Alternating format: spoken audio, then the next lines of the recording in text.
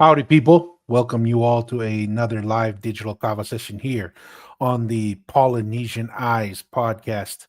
You have Tua Fala here coming from Southern Nevada, from the capital of entertainment around the world.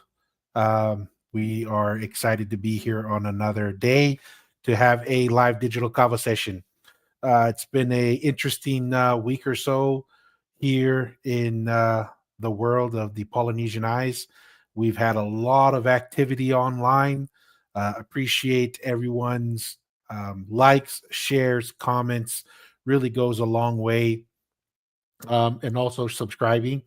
It's been another successful week on the Polynesian Eyes podcast, social media, and really around the different platforms that we are on. Today we have an interesting category for the topic here today, and we're going to spend a good portion of it discussing a video response that we received online regarding some of our short videos, and one in particular, and it was a response by another content creator, specifically targeting one of our videos. And he, granted, we love content creators. More content means more things we can talk about. More things we can talk about means hopefully more ideas are challenged and more opportunities for people to express their thoughts and their ideas. So this content creator, his name is, I think it's Ali, or Ali the Pauly one. He's a gentleman, primarily of Samoan descent. I think in some of the comments I heard him say he also has Tongan background as well.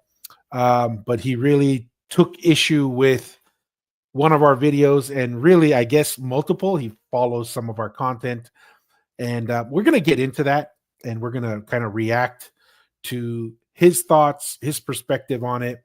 But the thing that I wanted to kind of start on is there is this sensitivity overall, or I don't want to call it, it's almost like some kind of taboo to talk about our ancient history, what our ancestors did, and where our origins come from, because there's this hypersensitivity that really doesn't really make sense to me. And that's one of the things we're going to talk about, is kind of the inconsistencies of certain people's positions and their perspectives on certain things to talk about. And those types of consistencies, or that unwillingness to engage in conversation, it's not a given, but a lot of times, to me, it kind of shows a weak position or a weak argument as to why people take that position. So real quick here, Slick Rick says, Malo tua, platform keeps growing. Appreciate your hard work, Toko.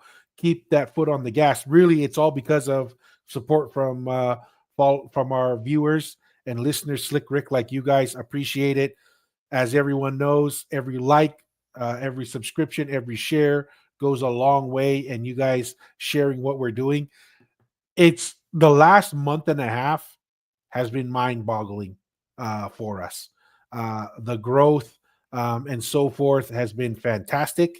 So that's been pretty cool to see. Jason, Red and Blue was a great week 2 weeks ago. We beat Kahuku, gave them the donut on their home ground. And hopefully they figure it out, because they're going to be playing some good teams. But it was definitely exciting to see St. Louis kind of do really well in that preseason game.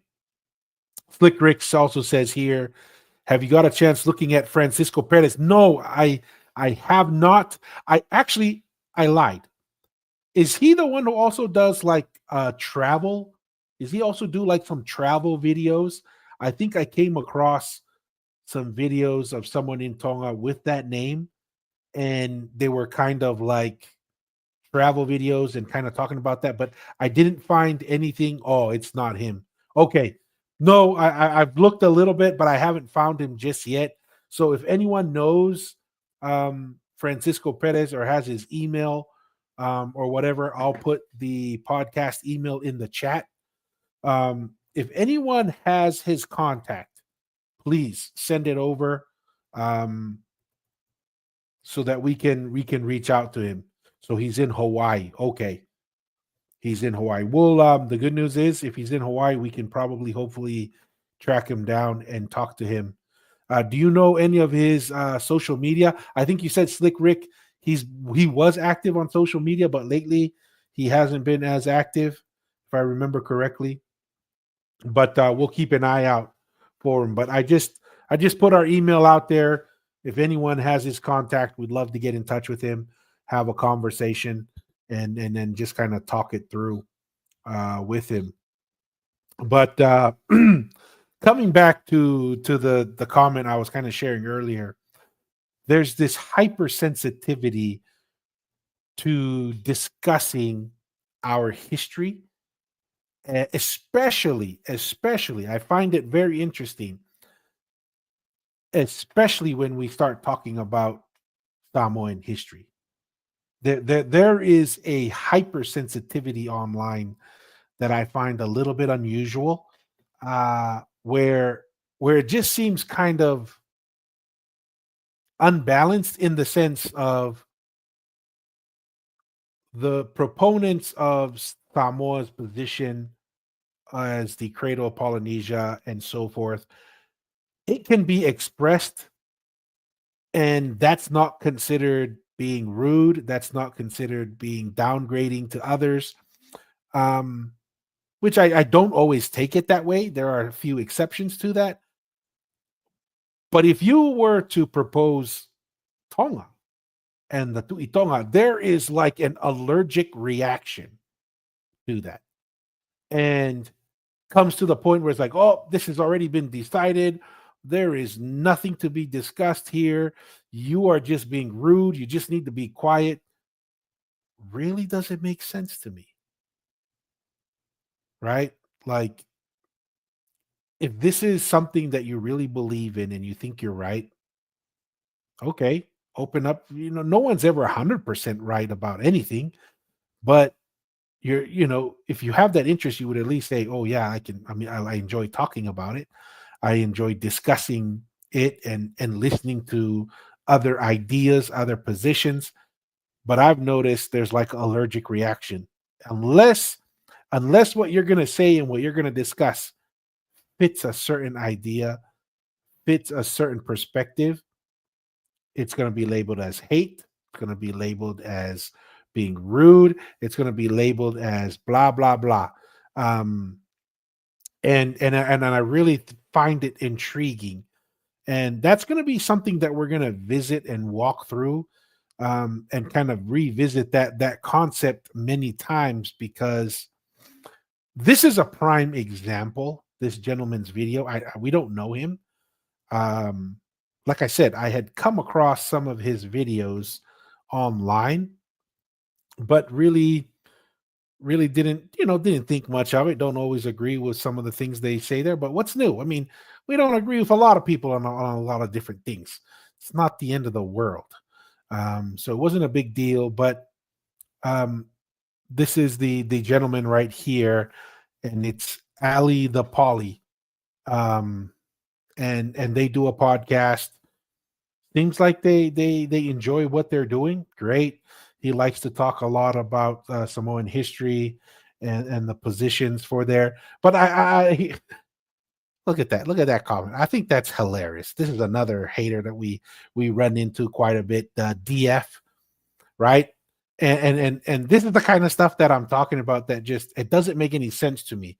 When you hear DF here say they're on the right, absolutely no evidence for any of their claims, just biased pride and ideas that have been debunked ages ago, like Polynesians coming from the Americas because of mounds. Okay, I don't know how that means it was debunked.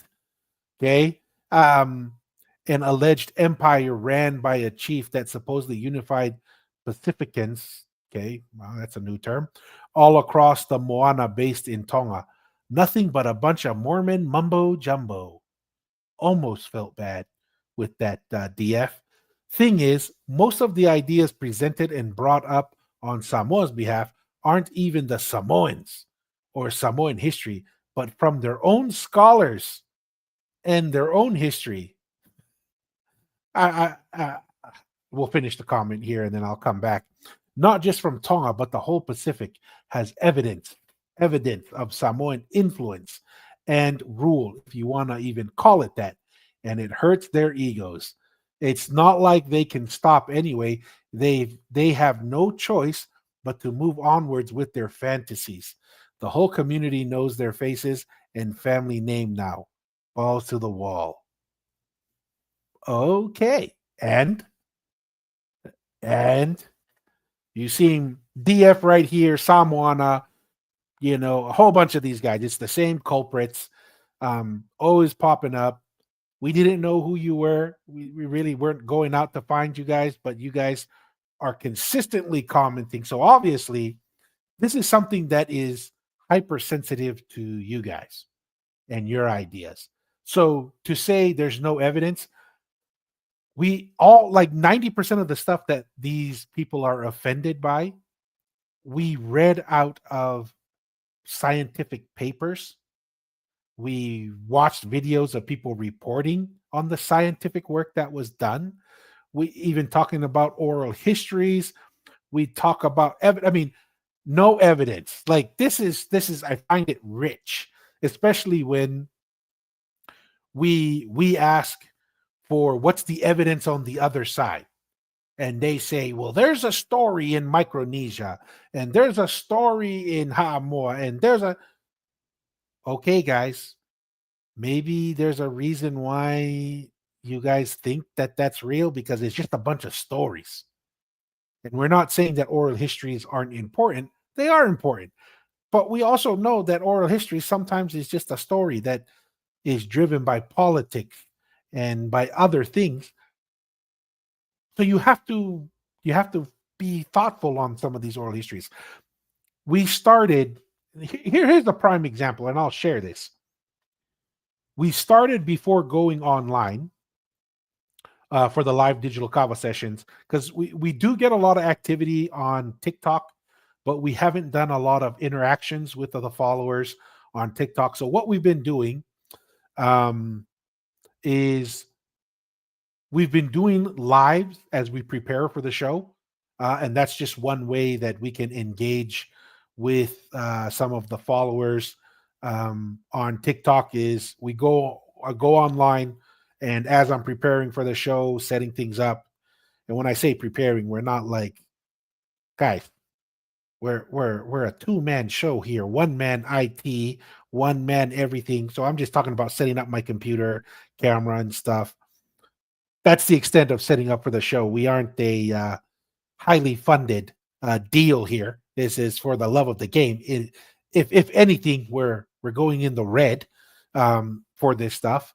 So that's as I'm preparing for the show here. We do the live, and we had a Samoan brother jump on, and he shared some fascinating oral history, right? Fascinating oral history that these people like DF here who try to say, oh, in Samoa they never talk about the tuitonga, and the tuitonga is this that, and I'm like, okay, I've seen interviews when you guys are at the Pulemele. We saw an interview from like the 90s, and the villagers were like, we've never heard the term tuimele or Pulemele before. We lived here. We've never called it that. Even the guy who owns the land right next to this, they've never heard the term Pulemele in their life. You know what they did know? They said it's called the Patonga. And you know who lived at the top of the Pulemele mound? The Tuitonga. But those stories, that side of the story is never brought up to the table. It's only this other narrative that they bring up and they discuss.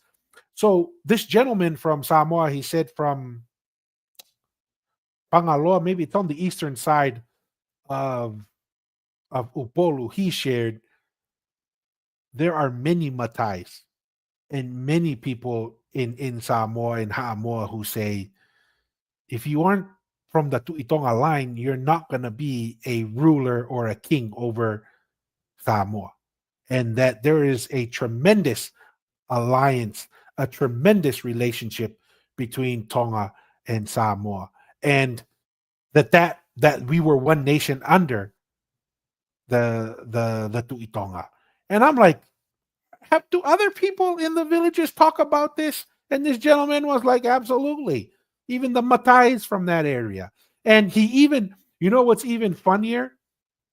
Um, he he even said something that the people in Uvea said, which I found kind of interesting. He says, everybody in Samoa says, how come everybody from I want to say Fangaloa is the name of the village? How come everybody from Fangaloa is like huge and big? And they say because we're Tongans, right? And if you guys remember when we had Siasi Ilayu in Uvea, they talked about that there were two migrations. Um, there were two migrations that went to Uvea, and the first migration was from Tonga. The second one was from Samoa. And the guys who were in the first migration, they go, look, there's a difference. Why there's a reason why we're bigger and taller, and jokingly he says more handsome than the people from the other village. It's because we're Tongan, right? Jokingly, he's in jest, he's trying to have fun, which is kind of like what this video we kind of get highlighted here and labeled a certain way. But it was fascinating. And here, right here, Green Herb guy. Hey, but it's Big Fitz, right? Big Fitz was on that live. And so he heard those stories too. Appreciate that. In Samoa they say Fangaloa. We say in Tonga Fangaloto. Okay, perfect. So it's fascinating to me. Like we see these comments from these people online, and we say, hey, come, let's have a conversation online. Let's do a live together. Let's discuss this. I have Samoan blood. If it were to end up that Samoa was the cradle of Polynesia, dude, it's a win for me, right? Even if it was in Samoa, we're all one people. We're the same people. We all can't come from the same village. We all can't come from the same place. Everyone has their role. Everyone has their position. And in order for something to function correctly, every role and every position has to conduct themselves within that role and that position. That's what brings stability. That's what brings unity, right? And this is the thing that I find challenging sometimes is there are people who say, oh, we need to be unified. I agree 100%. We need to be unified. But in order for unity to be long lasting and to be real, it has to be built on truth. It has to be built on what is true. And so if one side says we're the cradle and the other side says they're the cradle, or another side says they're the origin, how can we have long lasting unity with that when we're not building from a foundation of truth and accuracy, right? Or at least to the best of our ability. And it's really challenging to say, yeah, we can truly be unified when we're not unified on the truth. And that's something that we really need to address. So, anyways, that's kind of my summary I'm going to give here for the video. I'm going to play the video from beginning to end just to give the full context. Then we're going to come back, watch it from the beginning, and then we'll stop segment by segment, address some of the comments, some of the things that come to mind, so we can kind of walk through this stuff and get alignment. As always, guys, if you feel inclined to have a comment that you want to make sure we pull on, or you just want to contribute a digital kava bag, please use the super chats, toss it in there. Always appreciated. And if you're joining us for the first time, a like, subscribe, a share goes a long way into helping us build the platform here. So We're gonna come back to the video here. I'm gonna play it, make sure the sound's on. Okay, that's good. And we're gonna just listen to this gentleman here. Yeah, Salafalava, Malo late. So, wanted to bring up a subject that is sort of sensitive to all of us in the Pacific. One of the issues I wanted to bring up is this group that is using their platform rather than to educate our Polynesian people, but are utilizing their platform to spread hate. You can call it soft hate or disguised hate, but regardless, rather than using your platform to bridge the gap between both islands, between Samoa, Tonga, or Fiji, you're utilizing your platform to spread misinformation, but the role that you're playing is a dangerous one. It's dangerous for our Polynesian people, especially the two islands, Samoa and Tonga. Why do you always have to put one country down to lift the other? Why is it always about we're better than them? What you should do is bridge the gap.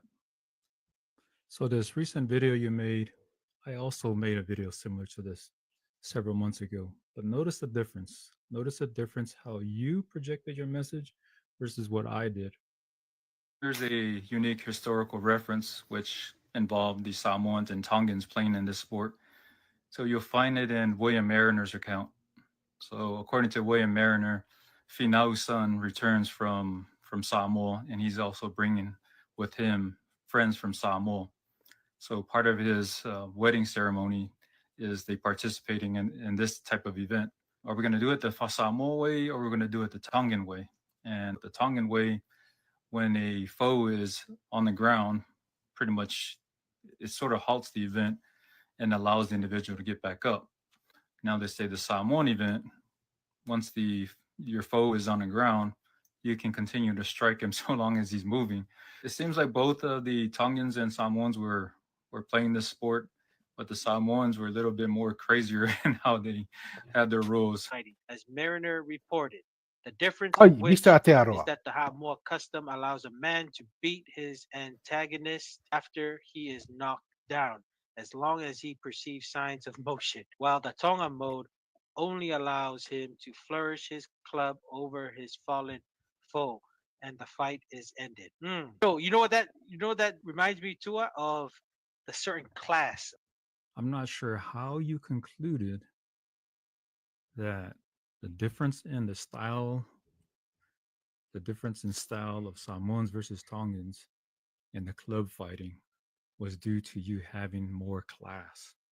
How did you arrive with that after reading Mariners, or did you even read Mariners book, or just read, that small piece of information?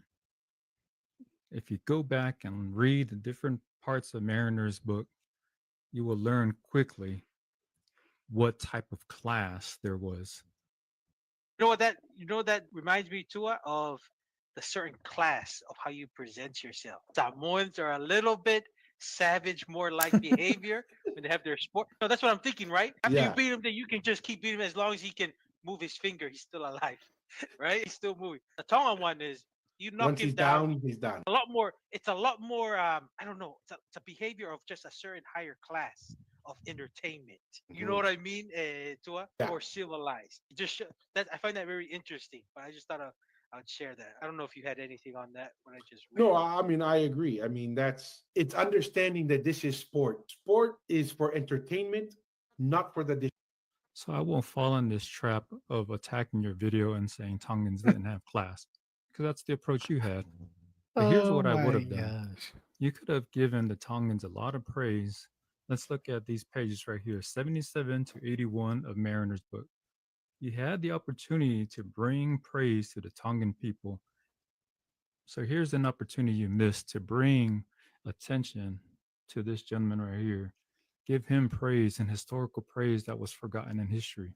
Share with the Tongan people who Tui Alafatai was and how he took 250 of his men from Tonga to Fiji to relearn these warlike habits, as stated here. He contracted the warlike habits of the Fijian islanders because they were tired of the peaceful and idle life that led at home. So this is an important piece that needs to be shared with the other, Pacific Islanders. Why were the Tongans always going to Fiji? That would have been something more significant, which gave praise to the Tongans rather than belittling another island, right?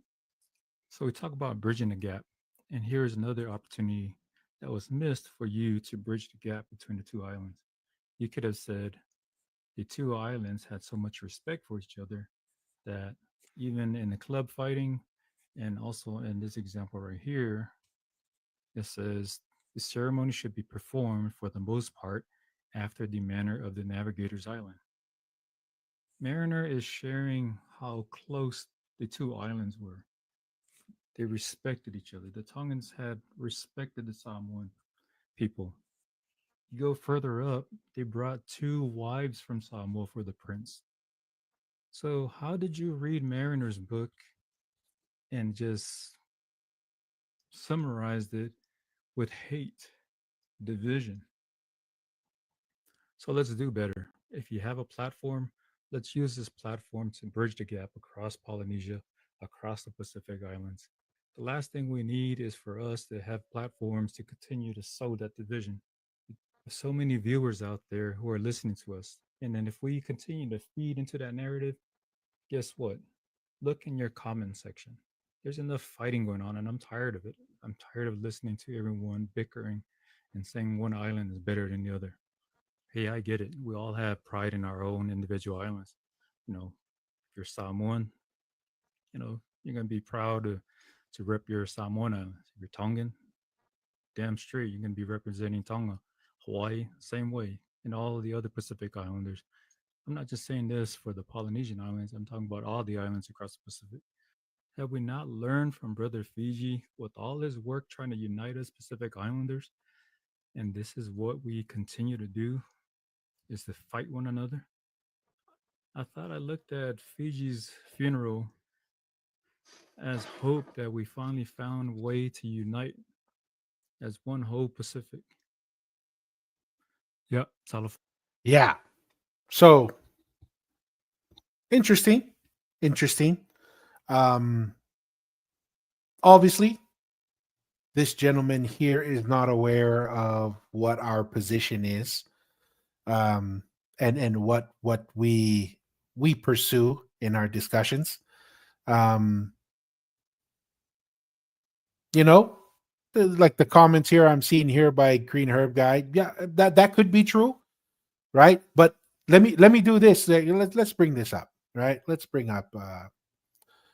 So Green Herb Guy says, "Good. He only concerned about the expression, right? A fair question. Tua sounds like a simple delivery, expression, or wording issue. Very possible, right? I even I let me see if I can find it here. I what was the guys here? Let me see if I can find it. I first gave him that benefit of the doubt, though I had my own concerns with that. And we'll come back to look at all these negative comments. He was so concerned about the bickering and the fighting, and supposedly we are causing this bickering and fighting because look at the hate in the comment section. Well, look at the comment section here. Should I consider him being hateful? Because look at that. There's some not so nice comments here. Anyways, I'm going to try and find this one gentleman's comments here. I don't see it. What was his name? It was the gentleman who tagged us. I had no idea. Oh, right here. This is fine right here, right? So this was our first response, I believe. I said, hey, Toko, sounds like you want to discuss this topic that is important to you. We will not judge your post. I think you tried to say post, as you have judged and assume your message has more class, and what's it? More class and more soft hate. Anyways, reach out to us and we can jump on an episode together to flesh this out. Polynesianized podcast at Gmail. By the way, we are Samoan, Tongan, and Fijian. So beware of the assumptions. if this really mattered to you, you would have reached out to talk rather than try to shame us with the unsuccessful regardless as we respond to your video. So it looks like this is maybe the second or third comment here, because we had invited him to join us, right? Like, obviously, the tone, the presentation comes somewhat across with what you're saying, Green Herb Guy. That's to me, the terms that he's using, he's saying the right things. But if you pay attention, I don't no longer give him benefit of the doubt. I gave it to him in the beginning, saying, let's join, let's talk. But if you pay attention to what he's saying, it's not as innocent as it appears, right? Like first off, let's just go section by section, and we'll stop and we'll talk through this, right? And let's just re-listen to this, and we'll start from the beginning. Follow up, Maloi. So I wanted to bring up a subject that is sort of sensitive to all of us in the Pacific. So here's the first part, right? Why is it so sensitive? This is why I brought it up. Why is this so sensitive? We're just talking about history, and yet he's saying here it's a sensitive topic. Why? Why is it sensitive? Right? I'm not saying you can't be sensitive about it, but let's ask that question. Why is it sensitive? Because people aren't really looking for the truth, in my opinion. They're turning this into what he's saying is what's going on here. Is there why is it so sensitive? Did we go out and we start this? No, we didn't start saying this, and that. We are responding to people coming in and saying certain things to us, right? And we were addressing that. But anyways, I don't know why it needs to be sensitive. These are historical facts, and we're making an observation. If you took it sensitive, is that really saying a lot about us, or is it saying a lot about you? And that's to me is, I don't think it needs to be sensitive. It's a discussion. Have you never gone and had your ideas challenged before? That's when I hear, oh, it's a sensitive topic, that means you're not used to your ideas being challenged. That means you're not used to, oh, maybe I could be wrong. Maybe there are better ideas out there. You're sensitive because your position's not strong enough. You're not even focused on getting the truth. You are overly involved in your own bubble. Why is it sensitive? Fair question to ask.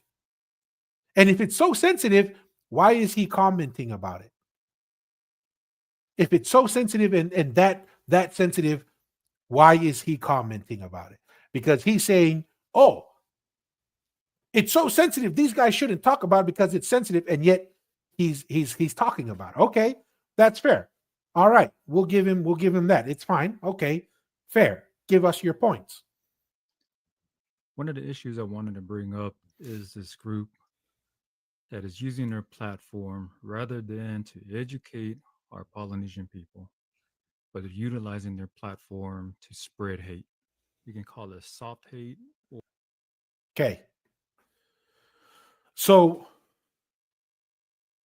he jumps out. First he says it's super sensitive, right? We got to be really careful about this. Right out of the gates, he throws out an accusation. This is why I don't take it as, oh, this guy's a nice guy. He just wants us to get along. Oh, you hateful guys. What are you doing? Okay, buddy. I thought we're trying to drop the temperature here.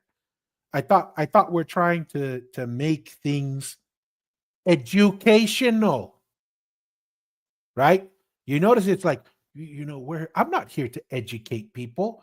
We're here to have discussions. I can be educated. I want to hear other ideas. I've learned a lot from our viewers and our listeners. So I'm not here to educate you. I'm here to engage in conversation. I'm here to invite people like the gentleman who just joined us on TikTok. He was phenomenal. I learned a lot from this gentleman, right? And discuss these things and throw these ideas out there. I'm not here to educate anybody. I'm here to say, hey guys, come here. Let's have a conversation. Let's, those things that are, some people are too sensitive to talk about. We got some grown-ups here.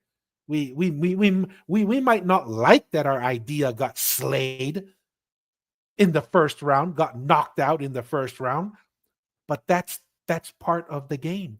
And when I say game, it's like saying, I don't want to do MMA. I don't like MMA because you can get knocked out, but I'm gonna go and do MMA. That's part of fighting and MMA is you can get knocked out. So you can't get overly sensitive about getting knocked out when you know that's part of the game. Right? So I have this gentleman here saying, it's very sensitive. You guys, this is not good for us. But hey, you hateful guy. Hey, you hateful dude. Right? Doesn't seem like you're too concerned with lowering the temperature, that you want to, right out of the gate, you make an accusation. Hard to take you seriously at that point, right? So already, okay, we want to have dialogue. So is this how you educate? You just say, hey, we should be using our platform to educate. And then the first thing you say after educating is, oh yeah, look at these hateful, soft hate, disguised hate. You know what I'm thinking when I hear that, guys and girls? That's, if I were to put a picture of what soft hate and disguised hate looks like, it kind of feels like this, where it comes softly, but it's intended to be hateful, right? And accusatory, right? So I don't know. These things seem to be counter to each other. Doesn't seem to make a lot of sense to me. You say you will need to use your platform to educate, and this is what you call educating. Interesting, right? So we're gonna walk through this. Let's see what else. Disguised hate. But regardless, rather than using your platform to bridge the gap between both islands, Once between again. Samoa, Tonga, or Fiji, you're utilizing your platform to spread misinformation. Once again, what's misinformation? Our soft hate, the fact that we brought up articles, the fact that there was an observation made.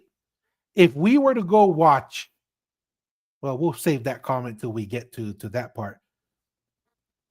But misinformation sounds, I mean, as far as I'm concerned, I've been slapped with some misinformation. I've been told to use the platform to educate people. I'm not here to educate people. I'm here to engage in conversation. I'm here to encourage people to share. I'm here to be educated as well. I'm here to share information.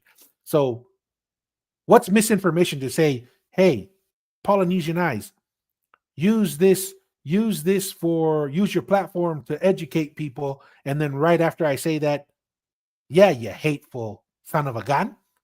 Oh, you misinforming people. Interesting. All right. Hey, Wada Bears, our official PR representative of the Polynesian Eyes podcast. Malo and Maukava. Wada Bears, appreciate it. And he wants his previous comment to be read. If it's not this one, Wada Bears, let me know and we'll pull it up. So it says they're playing victim because little do they know the Ha'amoas were making weird claims on TikTok. So what's wrong with making a channel to talk about those claims? Uncle is just sensitive. That's a good way to describe it, Wada Bears, right? They're sensitive because for a long time, their positions and their ideas were not challenged and they don't like it. right? All under the guise of we want people to talk about our history. That's if it was just they're a little sensitive about the history and their ideas not being challenged. Well, that's one thing. What really kind of is frustrating or doesn't make sense is when they say, "Oh, we want us to be one people. We want to talk about it. Come together." Oh, but shut up and only agree with what I say is agreeable. That is the part that really kind of just that's too much, and that really goes a long way. But appreciate it, Water Bears, um, and once again, malo e maukava, Water Bears, appreciate it, malo. Um, yeah, so I don't know, man. This just kind of comes across as Ken. Is it Ken? What's the term for like the modern day Karen? The dude version of a Karen, like comes across as, oh, look at me, right? Look at how good I am. Okay. All right, buddy. Let's continue. But the role that you're playing is a dangerous one. It's dangerous for our Polynesian people, especially the two islands, Samoa and Tonga. Why do you always have to put Why is it dangerous? Once again, like, I don't know. I don't know what the heck is going on here. Why is this dangerous? Is this one of the guys that says your words are violent? Right? We're believers. It's better for people to talk because you know what happens when people don't talk? War is coming. Right? And so this, I don't see. This is the kind of stuff is like, oh, this is dangerous. This is dangerous. But then we've already been accused of 3 or 4 things, and we're the ones doing the dangerous work. We're the ones being dangerous. We're the ones being divisive. He fits in the mold with all these. Look at these comments. Clout chaser, that's the difference is you're a chief, Uso, just customers or commoners. And then here's a prime example. This is when I started to say this guy's not sincere, at least from my perspective, or can't be taken at face value, right? You have this gentleman who says, I think earlier up here they say like, oh, I'm trying to, Polynesian eyes should change their names to anti-Samoa. Okay, buddy. And then it says the difference is you're a chief, Uso, and they're just commoners. Okay, if homeboy right here, what's his name, Ali the Pauly one, if he was living what he's saying, he would have said to Silia Koa Uava'a, he would have been, hey man, let's not talk like that. We're all the same. We just want to have conversation, right? Instead, he goes, Malo. And then I did try to do the translation on this. Is like patience and peace is all I'm looking for. I'm like, okay. All right. Why don't you just say, hey, it has nothing to do with this. Right? You're and so forth. I don't know.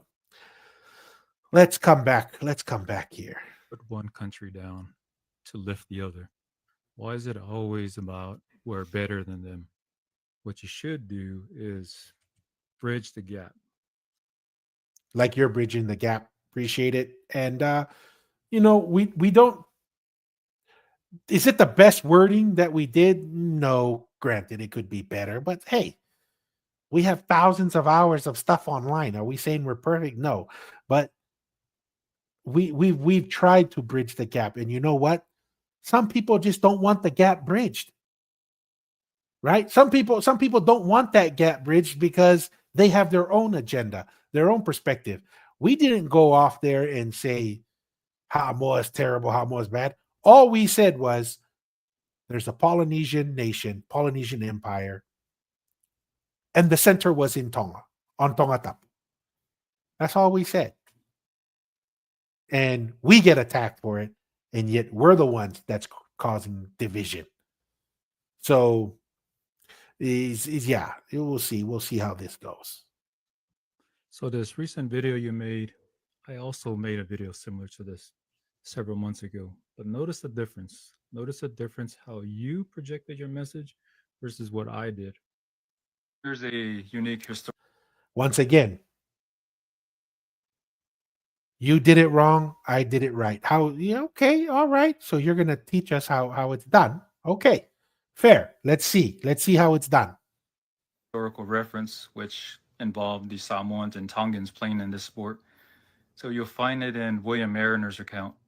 So according to William Mariner, Finau's son returns from Samoa, and he's also bringing with him friends from Samoa. So part of his wedding ceremony is they participating in this type of event. Are we going to do it the Samoa way, or we're going to do it the Tongan way? And the Tongan way, when a foe is on the ground, pretty much it sort of halts the event and allows the individual to get back up. Now they say the Samoan event, once your foe is on the ground, you can continue to strike him so long as he's moving. It seems like both of the Tongans and Samoans were playing this sport, but the Samoans were a little bit more crazier. Remember that the Samoans are a little bit more crazier. Okay. Okay. All right. So he recognizes there's a distinction in the approach to this thing, right? What's the opposite of crazy? Normal? Justified? Organized? I don't know. You tell me. You just said the Samoans are a little bit more crazier. Okay. He said, this is how you do it right. Okay, brother, you did it right. Okay.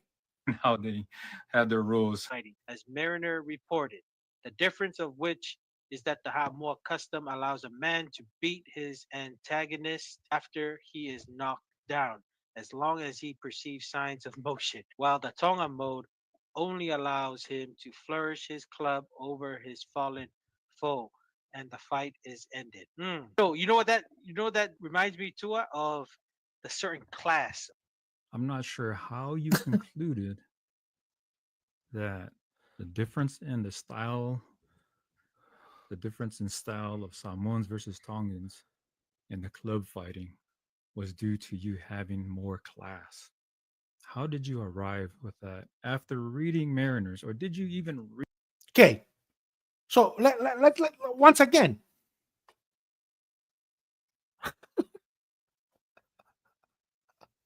You literally just said the Samoans were crazier. Okay. Now, if you're just saying you're unhappy with the words, okay, whatever. People use different words sometimes to describe different things. But somehow you are saying this is unacceptable, this is terrible. Okay? You just said Samoans are crazier. Mr. Aotearoa said it's a difference in class. Now, you could interpret it as class of people, but or is he saying how it's presented, how the game is carried out? Right? And so you have to ask the question, if you're being fair here, what does he mean by class? And it's and is it saying class of people like, oh, they're above Samoans?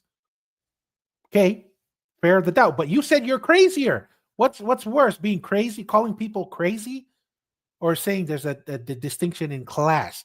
And let's give, if we gave him the benefit of the doubt, right? You give him the benefit of the doubt here.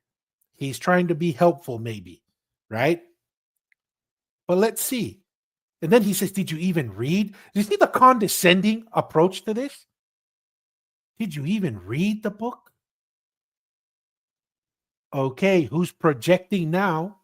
You say you are here to educate people. You're here because you're going to show us how we should do content online. Right? This is how you bridge the gap. Okay, buddy. You bridge the gap by making accusations. Right? So, okay. So what's going on here? Oh, by the way, Mel did get your messages. Really appreciate this. Mel was our first not subscriber, but member of the channel. Really appreciate that, Mel. So that's why she has that little symbol right next to her. And I also wanted to recognize someone else who I did see is also a member. And so wanted to recognize there is also Mika Lociales. So appreciate that. Once again, guys, that's another way to contribute is if you want to be a member, we're going to eventually build a little bit more content for members. You know, we're kind of new to this, but we'll work on it. But another great way to kind of show support. So thank you. And we also have Mel also shared some research that she's done. I haven't gotten to it, but my intent is to get to it, Mel, walk through it and possibly have a an episode or a live to walk through that. So anyways, just want to recognize that support, guys. Anyways, coming back to my brother here. I'm starting to feel a trend of condescending here, right? Did you even read it? Yes, we've read it multiple times. And we're listening through a series of listening to Kava University read about it. So, you know, I mean, the more we walk through this and when the more I looked at the comments, I'm like, I don't think this guy's being sincere. I think he's a bit condescending. He ain't trying to build bridges. I even invited him to come on the show, right? So we can talk through. I obviously disagree with him, right? And get rejected on coming on to the show. Then I read the comments and the accusations, and I'm like, oh, well, I gave him benefit of the doubt up front, but it doesn't seem so genuine the more I listen to this and look at other things. But anyways, we'll never get through this video at the rate I'm going. Read Mariner's book, or just read, that small piece of information. If you go back and read the different parts of Mariner's book, you will learn quickly what type of class there was. You know what that reminds me too of? What kind of class there was. Not sure what that's supposed to mean, right? Not sure what that's supposed to mean. However, we'll listen to Mr. Atearoa here express himself. The certain class of how you present yourself. Samoans are a little bit savage, more like behavior when they have their sport. No, that's what I'm thinking, right? After you beat him, then you can just keep beating him as long as he can move his finger. He's still alive, right? He's still moving. The Tongan one is you knock Once him he's down. He's done. A lot more. It's a lot more. I don't know. It's a behavior of just a certain higher class of entertainment. You know what I mean? Tua? Yeah. More civilized. Just that I find that very interesting. But I just thought I'd share that. I don't know if you had anything on that when I just read. No, I mean, I agree. I mean, it's understanding that this is sport. Sport is for entertainment, not for the. So I won't fall in this trap. So once again, so if we didn't have this discussion and we saw two sports, right? Boxing was considered pretty rough on its own. When MMA first showed up on the scene, you know what everyone said? That's savage. That's classless. That's not going to go anywhere. It's so brutal. It's terrible. Right? That's how everybody described it because it was pretty in your face. Everybody felt like, oh my gosh, that's a bit much. Right? And we'll even say a term as it's crazier or it's, man, that's just has no class in it, whatever. Okay. Should people have been offended by that? It's an observation. It's a natural reaction. If you saw two sports happening on the same time, that one side is when you hit someone, they fall to the ground. You can keep hitting them. Versus the other one, you hit them, and when they fall to the ground, it's over. Which one's more savage? We would naturally give that description. We're giving an honest and raw reaction, right? We're not sitting there trying to be calculated on every response that we give, right? We are giving a raw reaction. Is the wording going to be perfect? Did we have time to edit it and show this the way you had to do it? No, not really, you know. But anyways, then he goes on to say, I'm not going to fall into your trap. Man, what trap? Of attacking your video and saying Tongans didn't have class, because that's the approach you had. But here's what I would have done. You could have given the Tongans a lot of praise. Let's look at these pages right here, 77 to 81 of Mariner's book. You had the opportunity to bring praise to the Tongan people. So here's an opportunity you missed to bring attention to this gentleman right here. Give him praise and historical praise that was forgotten in history. Share with the Tongan people who Tui Alafatai was and how he took 250 of his men from Tonga to Fiji to relearn these warlike habits, as stated here. He contracted the warlike habits of the Fijian islanders because they were tired of the peaceful and idle life that led at home. So this is an important piece that needs to be shared with the other, Pacific Islanders. Why were the Tongans always going to Fiji? That would have been something more significant, which gave praise to the Tongans rather than belittling another island, right? So we talk about bridge. So we have a difference of what should be, what is worthy of praise and what is not. And by the way, we do talk about Tui Halafatai. We even have the term the Tui Halafatai switch, right? Eventually will be a t-shirt whenever we get to our merch, hopefully sometime within the next millennium with all that's going on. But see, we have a fundamentally different perspective, which is why we have conversations. Ali the Pauly one. We don't over celebrate Tui Halafatai and his group. We recognize the skill sets that they developed in Fiji, but we don't really glorify that because the one of the unique features that made Tonga unique wasn't warlike behavior. That wasn't unique in the Pacific, right? Warlike behavior was plentiful. What made Tonga different, or Tonga Tapu especially, was the peaceful nature of the people, the productivity of the land, the organization of the people.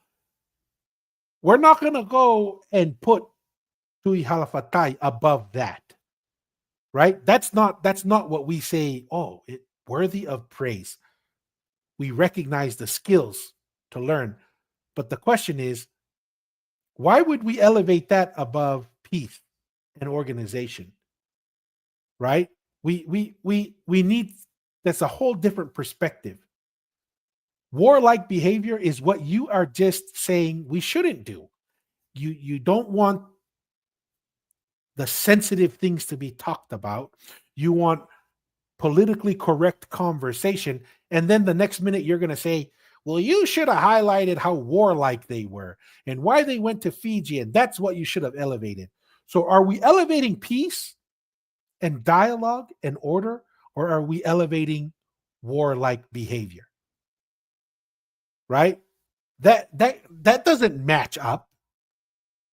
That doesn't match up with the messaging, that the undertone that you're trying to sell here. You say, "Oh, I'm tired of the bickering and the fighting," and then you say, "Yeah, let's elevate the fighting and the warlike behavior. That is at the top of the pyramid." No, that's not at the top of the pyramid. Order, structure, duty, right? Fulfilling those responsibilities, family, country, and to God. That is the order that we elevate. So you can't promote, oh,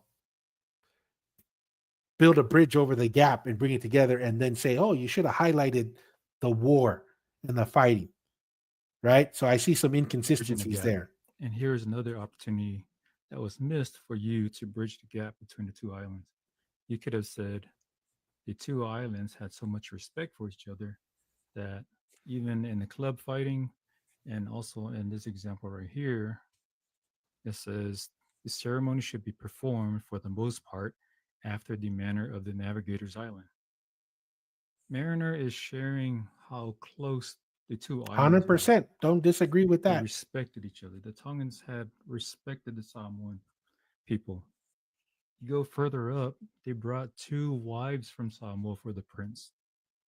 So, how did you read Mariner's book and just summarized it with hate, division? That's not what was said. It was an observation, right? Um, that that's saying that there's more class in playing a sport in one manner versus another is not hate. It's not division. It's a raw reaction and observation, right? I really don't understand how that conclusion. I don't know how he just jumped to that conclusion. Sounds like that's the conclusion you wanted to come up with, and the only one you were willing to accept. There are other conclusions you can come up with, right? But that's the conclusion he chose to come to. And there's nothing wrong with that. There are, I mean, I saw a video of his where he was talking about the brutality of the run it straight, right? And why some people think it's brutal and even to the say classless, and it's overly dangerous, right? And he says that, but he says, "Oh, but I understand why you guys do it." Well, take that same thing that you put in your video about the run it straight and apply it to this. This is not saying that the people who are playing run it straight are classless and they're lower people than anyone else. We're describing what's happening when you watch. And a lot of people, I understand why certain people say, "Oh my gosh, this run it straight is terrible. That's savage. That's like classless." Like, okay, I can see why you say that, but that's not the intent here. Yeah, I actually find it somewhat entertaining. But I think Homeboy here, he had his preset conclusion, but he's trying to sell it to me here that, oh, I'm trying to help Polynesianize. I'm trying to show you guys the way. I think you're trying to shame us and to try and present yourself in an elevated position that look at how good I am, look at what I can do and what you're failing at. Okay, buddy, you're just like everybody else in the comments, right? That you're trying to tell me you're against. I don't see a big distinction so far. So, let's do better. If you have a platform, let's use this platform to bridge the gap across Polynesia, across the Pacific Islands. The last thing we need is for us to have platforms to continue to sow that division. There's so many viewers out there who are listening to us. And then if we continue to feed into that narrative, guess what? Look in your comment section. There's enough fighting going on, and I'm tired of it. I'm tired of listening to everyone. I'm tired of it, but you should elevate Tui Halafatai as the highest because he was a great warrior. He got tired of peace. He got tired of order. Yeah, you should have elevated that, but you're tired of the fighting and the bickering. Oh, and by the way, go like I mentioned to him in the comment. Should I say he's divisive? That he is rude? Because look at your comment section. Well, I'm in the wrong one. Some of these comments, um, not the nicest, right? And being rude and saying, and he's responding and says, "Oh, that's good, right? I support that." No, yeah, right here. Like this is how you bridge gaps, right? And then he doesn't come out here, calling people stupid, calling them shiz, trash, all this stuff. And then he comes up. There are several. He doesn't come out and say, "Hey, man, can we elevate the conversation here? I want to bridge the gaps, right? Can we bring the temperature down here, Richard Cross?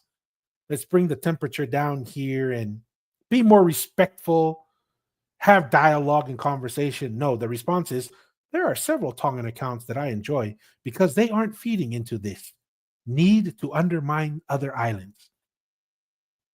Okay, maybe you are a tui halafatai, right? You really you say you want peace and unity, but maybe you're bored with it. Maybe you're looking for your Fiji.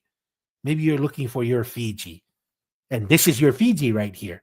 Because if I use your same standard and I go look at your comment section and you say you're divisive because of that, then I'll have to say you're divisive and you're putting down other islands, right? Because the comments are saying that, right?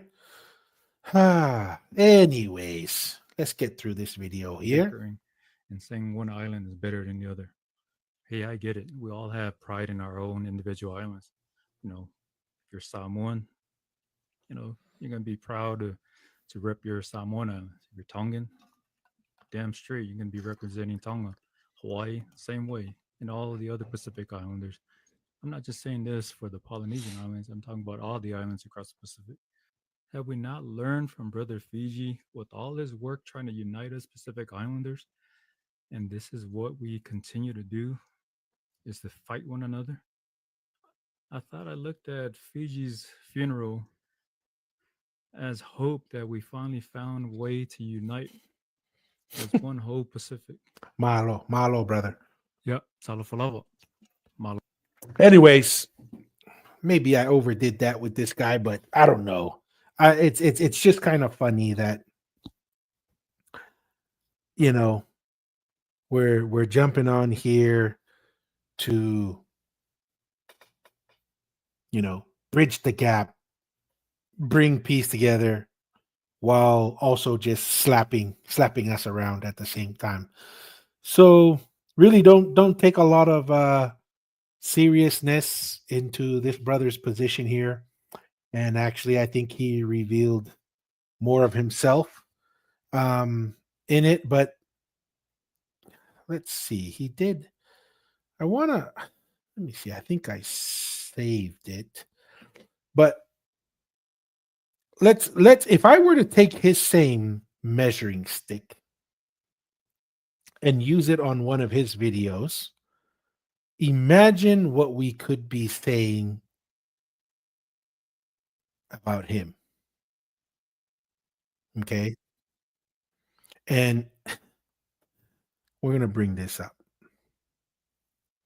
Right? And we're going to say, "Hey, look, let's take this into the context here." We're going to say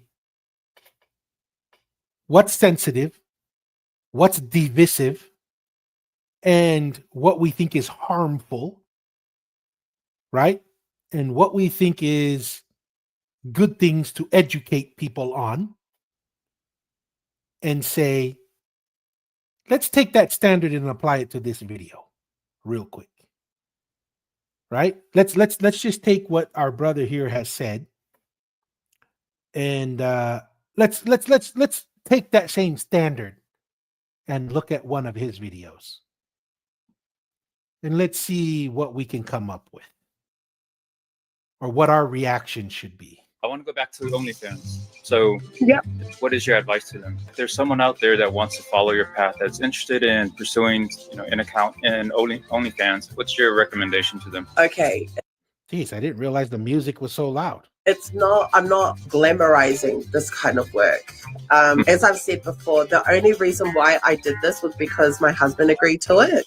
Because people were asking me for photos, for videos, and I thought, why not charge them? That's why I did this. I didn't do it because we were desperate need of money. It was nothing like that. But I would say, if you are ready for your partner, your children, your family, your friends to know what you do, and to have your stuff leaked, then by all means, if that's the only way you want to do it, do it.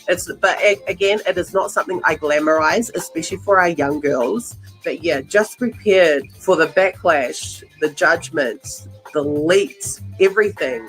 Just be prepared for that. Yeah. I question the port of entry. So the platform should be used to educate, right? and be mindful of sensitive topics. Should be bridging gaps, right? People are listening, and we're going to say, hey, what advice do you have for someone who wants to do OnlyFans? Okay. That's what we're that's what we're going to use our platform for. Is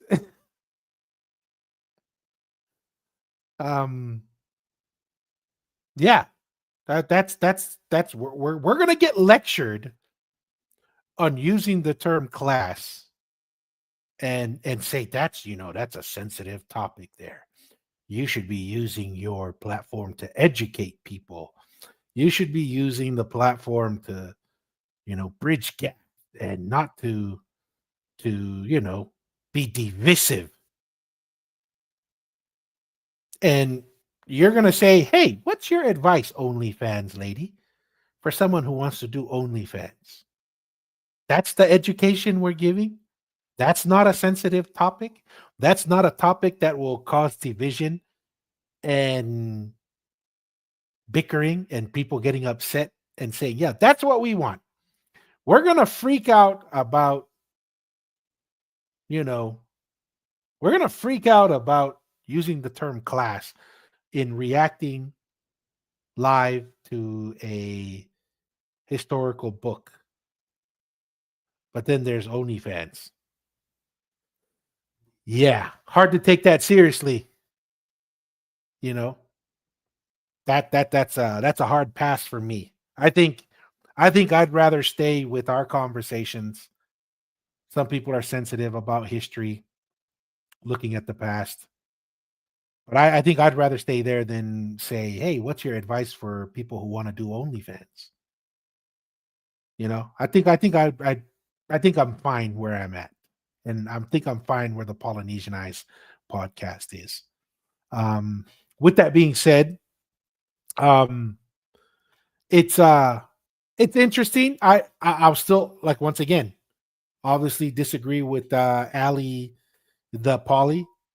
Open invitation, right? He probably doesn't like what I'm sharing here, but it's fine, man. We'll do a podcast together. If you still want to bridge the gap, you want to have a conversation, join us, right? Really appreciate Sunny Nathanielu coming on.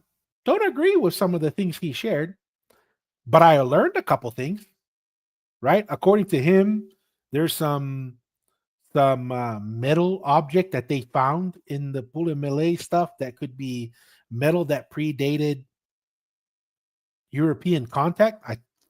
I thought that was very insightful.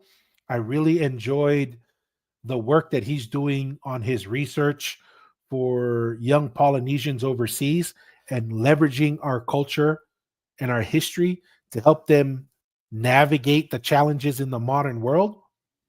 Learned a ton.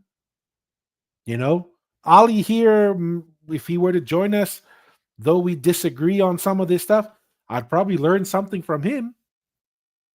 And it would be helpful. And once again, we sent out the invitation for him to join us. Unfortunately, he declined and wasn't willing or able to join us. But I don't know. It's funny. Hey, I appreciate it. Got more exposure through him sharing that. So there's some positives. I'm not saying it's all negative. I know I get really into it, but there are positives that come out of this, and we're going to leverage that. We're going to use that to help us be successful and really have more conversations on this. Another interesting topic that we were kind of looking to finish off the night is this one's probably here's another guy that we don't always agree with, but we appreciate his content, and we're going to react to it here. He is our brother. Shoot, I forget his name. The guy from the Offside podcast. Anyways, forgot his name, but we'll finish off on a positive note here and just kind of react. As everyone knows, Matema Tonga versus Toa Samoa is coming up in the Pacific Nations Cup in the Rugby League. Pretty exciting. We're hyped about that. Australia is going to be going on tour to England, and so it'll just be New Zealand, Samoa, and Tonga, I believe, are the only three that are going to vie for the the Pacific Championship, and it's anyone's championship to win. Eliota, hey, appreciate that SOT. So we'll play this. We'll do some reaction to some of his points, but they're talking about Blaine Haas leaving the Aussies to go play for Samoa, which will be pretty cool. The Samoan team's looking really strong, and it's going to be a great set of matches. So I'm excited for that. Oh, let's get the sound going, people. That would be helpful. The Jason Taumalolo of now. Like when Jason Taumalolo did it, he was the best player in the world. He was the highest paid player in the world, and he chose Tonga. So this is sort of like the Samoan moment where the best player in the world, or arguably the best player in the world, has chosen to serve Samoa. That's pretty cool. And that's massive, bro. You know, it's like he's gone beyond the ice wall. You know, he's broken through the firmament, you know, of all the mainstream shit, you know, play for Australia, serve the whiteness. Yeah. It's really Serve cool, the man. white. You know, it takes an extraordinary person to, you know, to go beyond the money. You know, the money is what we're always taught and conditioned to go for. And, you know, he can obviously easily make a paycheck, but, you know, it's good. There's something more. Yeah, and I mean, that's really cool for these younger players. What's really fascinating is to seeing how this is, and when we say multi-generational, we're talking about athletes in their prime in the next group that comes up. This trend of Polynesian players going back to their home countries, I was a little worried it would be just a fad, right? Like Jason Taumalolo and Andrew Fifita and a handful of guys, that they would do it, which is a huge sacrifice, but that it would just be one or two groups of players. This looks like it has a real possibility of being here to stay. And a big part of it is just because the NRL is so successful, you can make pretty dang good money, that the risk and the loss of not playing with the Aussies or the Kiwis, you know, the Kangaroos or the Kiwis, not as painful. So this is pretty cool to see that this is going to be something that continues for multiple waves of players, you know, and Blaine Haas is injecting another level of momentum into it. So this is cool stuff. Something more that he wants in life, you know, and of course, you know, to people who have only represented Australia or have only done things for the money, this will seem unfathomable, you know, like it's beyond their comprehension. You know, how could he do this? Because they've never done anything unless it's mainstream or unless it's wide or unless it's for the money. So it's good. And of course we've seen all the others do it. Yeah. You know, and now it's like his turn, but no, that's cool, bro. Yeah, there's been a big push. I believe this is happening from the members of the Toa Samoa team, which is Crichton and Luai, like To'o as well, like prominent players that have kind of maybe seeded this because they've played with the same team, New South Wales, right?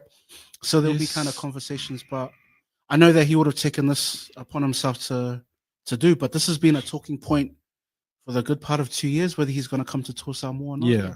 Yes, and I don't think there needed to be a conversation. I know, like Mal Meninga came out just recently today saying that Luai and Crichton coerced. He used the word coerced. Must have coerced him. And I love Mal Meninga. and he's a great coach. Was a great player for the Broncos. You know, he's immortal. Uh, this is hilarious. Mika, that is hilarious. Way to tie it in. So Mika says, should we play the Ha'amoa way or the Tongan way? That is classic. Are we going to play the classless way or the classy way? Right? Are we going to do the crazier way or the not so crazy way? Oh, that's hilarious. I couldn't help that. That was hilarious. But yeah, you made me lose my chain of thought there, Mika. That is pretty funny. That is pretty funny. But oh yeah, Mal Maminga. The Australians are kind of in they don't know how to react. They've never had to face this problem, right? Whenever you face a new problem, you don't know how to react, and then you say things like this.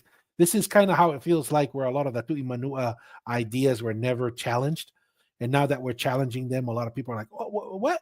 That's not how it goes. That's how Australia Rugby League right now is kind of reacting, right? They're kind of like, holy smokes, we've never had this problem. This is only a problem that the Pacific Islands had, right? So now they're using terms like, oh, they coerced. Really? Payne Haas, this giant of a man, is coerced by two other guys? I don't think so. I think you know, you could say this if we were to take that standard that he was coerced, then we could say, well, Australia coerced him with the money, right? He couldn't say no to money. He couldn't say no to the risk of, because you know, back in the day and even now for the Ikaretahi, and probably still for Mate Maatonga, and I don't know the details on the Toa Samoa, but they could be the same as well, is it's not just the money you're not going to make playing for these larger teams. It's the risk of injury and the money you can lose on your contract, right? So this is you know, I love Mal Maminga, but come on, coerced. Just say, dude, you know, the enticement to represent Tonga and Samoa as a heritage, it's a very convincing invitation. Let's just say that. Don't say like, oh, he's enticed like Payne Haas can't make a decision as a grown man. Yeah, that's kind of a cheap shot. I don't even see it like that. Like maybe there were chats or whatever, but the success of Toa Samoa happened a while ago. You know, that would have been implanted in their minds. But also even way before that, like the sacrifices his parents would have made. Yeah. You know, all of that shit that we don't see. So it's easy for Mal Meninga and Australians to lay the blame or lay a blame or to point fingers at Luai and Crichton. Yeah. But Luai and Crichton, that's their job. Their job is to recruit and work with their coach to get the best talent possible. Well, why is that a problem? That's a good thing. That means Luai and Crichton are doing their job. They're recruiting. They're bringing the best player possible to come and join with them. They want to win. They want to win a World Cup. So why wouldn't they go out and recruit Payne Haas, one of the top forwards in the world in the game? So it's I think it's kind of funny that they're trying to point blame at Luai and Crichton. I was like, shut up. That's what they should be doing. that totally erases his childhood and the sacrifices that mom and dad would have made, and which would have been indented in his, indented, is that a word? Would have been like imprinted, embedded. Oh, that's a better word, right? In his mind. And growing up, and you see people who sacrifice for you, you appreciate that his parents kept him alive, kept him happy in that, and not for any money back. You know what I mean? So parents who sacrifice everything for their kids, they sacrifice their time, their income, to out of love, because there's no monetary benefit that you're going to get for caring for a 6-month-old. You know what I mean? So I think it's that, like, that's the what's been embedded. And people can blame Luai and blame Crichton or whatever. Silly. But there's this whole childhood that this guy was raised in. You know, there's this whole life that he would have seen and experienced, the love of his parents, the love of his family. And it's ridiculous to reduce this full-grown man to this year, like his whole life, and to suggest that he's so dumb that he's going to be controlled by Luai and controlled by Crichton. It's Hey, pathetic. You know, hey, look, we can agree. We can agree. There's some things we disagree with, some we agree. I'm pretty much aligned here with our brother here, right? This is bridging the gaps right here. this is a full-on man with history and experiences and family, you know, and to just reduce it to, oh, it must have been Luai and it must have been Crichton's influence is bullshit. Yeah.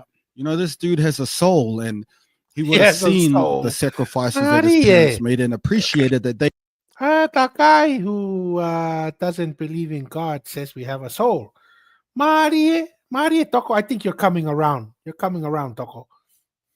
never looked at him as a piece of finance. How can I get some return on it? You know, he would have experienced that people sacrificed for him out of love. And then this decision would have been like that. I don't need to look at this as a financial decision. You know, I don't need to rip which country, in order for me to look for greatness, I don't need to look at where the money is. My parents saw greatness in me simply out of love, not out of how can we make money. So he would have learned how to make decisions based on just love. And remember, money is something that was brought to the Pacific. Like, we have always had this fire in us inherently. You know, we don't need money to find purpose in life. Money was brought to the Pacific. Like, we created our inventions, our languages, surfing, swimming, sailing, all of that was when there was no money. We have always had this soul burning within us before money. And money is being brought to dim it, to dim our purpose in life, you know, to get us to be part of the matrix and part of this whole colonial system or whatever. So it's really nice to see some people step away from that shit and make a decision that's not based on money and what they brought, but make a decision based on love. It's really, Though I will argue, I'll still argue, it still is a decision about money, right? Indirectly this time.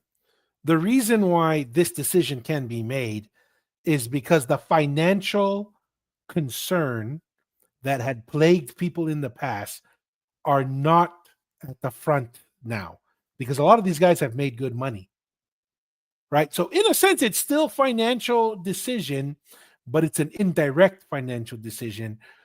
But because finances have been addressed with the success of the NRL and the financial gain they got on their NRL contract,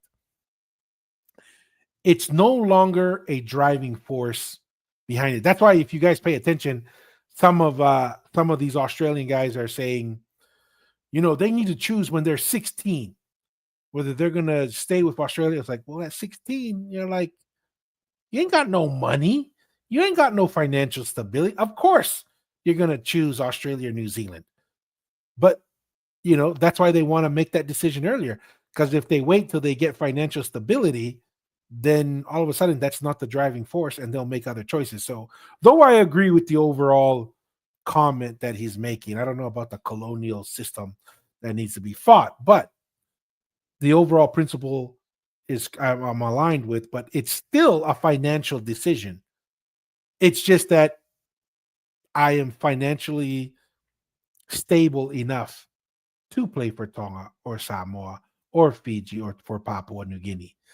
It's just that it's not that they've totally disregarded the financial portion of this. It's just the financial portion is not as high as it was before. be cool. And maybe he'll change his decision later, but you know, it's really good to see someone step out of all of that mainstream pressure and adulation and conformity, you know, all of these values that were imposed on us, and then they succeed by internalizing it. So we keep following what they want us to follow.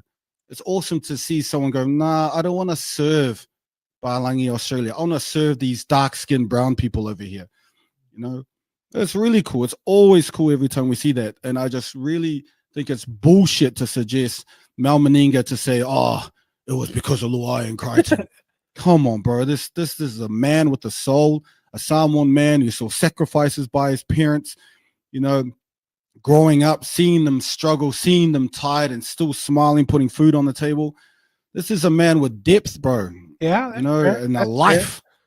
And to suggest that, oh, he is led and controlled by Luai and fair. Crichton Yeah, that's kind of silly. is completely ignorant to this man and his whole journey. So good on him. Luai and Crichton wouldn't have to say shit. You know, Polynesians, they make jokes. Bro, That was my take. yeah, bro, you gonna come That was- in? yeah, Nah. yeah. So I don't know Mal said this, Yeah. but there's been a lot of comments on the fuck, if you just go to the comment section about anything about him making that choice, Right. and you look at the comments, all old white people Yes. saying, oh, you shouldn't be able to play for State Origin now. No. You grew up in Australia, we raised you. That's We- another, yes. Bro. Yeah, we provided the opportunity for you. That's what they, Well, and I see some of the comments here. It's kind of hard to argue against that, guys. They're pretty racist in the white people. They're obviously, once again, we kind of discussed this earlier. There's a sensitivity to white people here, where they're colonialists. Oh, they did this. They did this to us. Okay, guys, water under the bridge. Like, can't be victim mentality the whole time. That's kind of like one of my biggest beefs with these guys is I love some of the content and some of the things they talk about, but eventually it always comes down, it's the Palangi guy's fault. Okay. Now they have, like Navtoka here. Hey, welcome, Navtoka, full liberal mode. And that's the one thing I'm not super excited when I listen to them. Like, it's a legitimate thing to bring up if you're Australian or the NRL to say, well, they're brought up in our system and, they're in Australia. That's fair. And that's just as fair as, well, they're Tongan or they're Samoan. Right? Both positions are fair. Oh, but we're the ones who provided the opportunities. Like, well, we're the ones who provided the talent, the physical capabilities, the entertainment value that people love. It's a equal and it's a fair exchange, right? And let the people choose. Both are legitimate. For them to put down like, them saying that, our system. Well, yeah, we don't have that system in Tonga. We don't have that system in Samoa. We don't have a big enough market in Tonga and Samoa. The bigger markets, obviously, Australia is a much bigger market, has more capital, more opportunity, more infrastructure. So it's a fair point for them to say, well, it's our system. Okay, well, we can just come back and say, well, it's our talent. Oh, but they grew up in Australia. That's fair. But they have Polynesian ancestry. Right? And let them pick where they want to play and go from there. But kind of being, just pointing, white man bad. That's not the way forward either. always say, and I saw Manu Tuilangi, they always said about Manu Tuilangi, if it wasn't for England, you wouldn't have made it.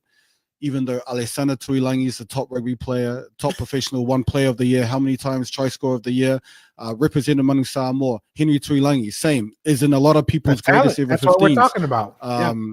There's Andy, there's Vavai, all the brothers, Freddie, every single person became a professional rugby player, top echelon, and an international rugby player. Manu would have been the same regardless as well. They always say, if it wasn't for us. And again, it's so no, and that's true. Like I said, the talent, they provided the talent, but the talent needs infrastructure. The talent needs money. The talent needs a market. That's what the Europeans are saying, right? They're saying we had the talent, we had the infrastructure, we had the know-how. True. However, you guys didn't have the talent that these brothers brought to the table. It was a mutual exchange, right? So the Polynesians, the Tongans and Samoans say we can't get to stardom by staying in Tonga and Samoa. It's very difficult. We don't have a big enough market. We don't have infrastructure. Maybe that'll change in the future. I don't know. But for now, that's not the case. And we have to use others' infrastructure and so forth. And there's nothing wrong with that. I mean, but you need both sides. You need Fucking both sides. typical of them to say if it wasn't for us. The Australia Rugby Union never picked him up and dropped him off at trainings. Never fed him after trainings. Never made sure he had clothes and a house to live in. Never made sure electricity was paid. You know, all these sacrifices, washed his boots, washed his underwear, all these sacrifices that his Samoan parents and Filipino, and there was another one. It's Filipino Australian. Right. So all these sacrifices that his parents made, including the Samoan parent, his mother, I think, is a Taufoa. Yep. Yeah, all of the sacrifices these parents made, you know, and they say, oh, if it wasn't for us on, you know, being coaching you, that's it. Just half an hour a day. That's all they fucking reduce it to. You know, they always champion themselves. And it's all part of fucking trying to control the psychology of the brown athlete. You know, and this is That's it. This fair. is awesome. Everybody's trying to that convince he's broke away. Everyone is going to take the position they have the greater influence, right? And it's not just half an hour. It's the locker room. It's the practice field. It's the stadium. It's the sport science. There's a lot more. I mean, I understand what he's saying. The talent brings a lot to the table. Well, so does the infrastructure, the money, and the market, right? If you're the best rugby player in the world, but you don't have access to the gym, you don't have access to the field, you don't have access to the market so that talent can be sold and marketed, it's not going to be beneficial to have all that talent. That's why everybody's got to leave the islands, right? But does that mean it's all the benefit and all that's just from the Western, from the foreigners? No, because the market needs the talent. The market needs these individuals to come and produce value with their skills and provide the entertainment through the talent that they provide to bring in the monetary benefits that come. I mean, just look at Jonah Lomu. What Jonah Lomu did, you take away Jonah Lomu, rugby union might be dead by now for all intents and purposes in regards to the foreign game. This is interesting question here from someone point of view. Just wondering, what if you hold the rugby league game in the USA? Would Tonga versus Samoa sell out? Absolutely. You hold this game in basically anywhere in California, anywhere in Utah, Vegas, maybe even Washington. I think it would sell out Samoan POV. I think it would. But gonna be hard to beat New Zealand. I think New Zealand is the hot spot there. Eden Park in New Zealand is gonna be unstoppable. Just that's gonna be cool. That's gonna be really cool. Hopefully one day I can make it to a game, but that day hasn't come yet. He's seen it's all bullshit. And again, they're just going to keep on trying to do it because it's the only way they can control someone, you know, is to internalize their values and their perceptions and make you follow their beliefs, make you follow what they like. And it's awesome whenever we see this. And this is the threat, though. This is why it's so dangerous, you know, is when one person goes, one person has to have the audacity to step away. Someone else will follow and another person will follow. And again, but this will gradually filter because now I don't want to serve white Australia. I want to serve brown Samoa. Now that psychology is going to start growing elsewhere. Yeah. Prime ministers start going, you know what? Fuck you, New Zealand. Pay up with the mana wanui in that's been sunken. I want to serve my Samoan people. You owe us millions that you haven't paid. Fucking pay up. That psychology, I want to serve brown Samoa and not white Australia or white New Zealand. That will come from this. That's the flow and effect. And I know people, oh, it's just rugby league. Yeah, I understand, but this is what they're scared of. Sports is powerful, man. It's powerful powerful. because you never know where the revolution will come from, where the change in psyche will come from. Interesting. Okay. Well, guys, appreciate Eliota giving that perspective.